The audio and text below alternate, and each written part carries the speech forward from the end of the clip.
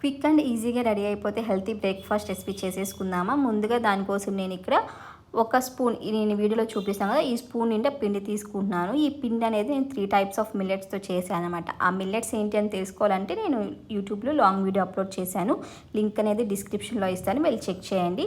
ఆ పిండి వేయించుకున్న తర్వాత పక్కన పెట్టేసుకోవాలి. ఇందాక చూపించిన గ్లాస్తో వాటర్ తీసుకొని బాయిలింగ్కి పెట్టేసుకోవాలి. దాంట్లోనే కొంచెం సాల్ట్ యాడ్ చేసేసేయండి. తర్వాత నేను ఇక్కడ ఈ పిండిని కాచి చల్లారి పెట్టుకున్న పాలు అండ్ దెన్ వాటర్తో మిక్స్ చేసుకుంటున్నాను. మీకు పాలు వద్దనుకుంటే వాటర్తోనే మిక్స్ చేసుకోండి. లమ్స్ లేకుండా నీట్గా మిక్స్ చేసుకోవాలి.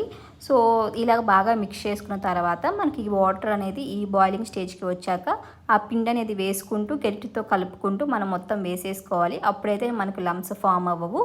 సో మన పిండి వేసేసుకున్న తర్వాత ఒక 2 మినిట్స్ అలా బాగా మిక్స్ చేసుకోవాలి.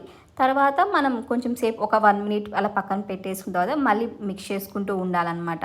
సో ఈ ప్రాసెస్ అంతా మనం మీడియం ఫ్లేమ్లోనే చేసుకోవాలి. సో ఇలా బాగా మిక్స్ చేసుకుంటూ ఉండి మీకు చూపిస్తున్నాను కదా, ఈ థిక్ కన్సిస్టెన్సీ సరిపోతుంది. అంతే అండి, మనకు జావా అనేది రెడీ అయిపోతుంది. మీరు కూడా ట్రై చేసి ఎలా ఉందో కమెంట్స్లో చెప్పండి.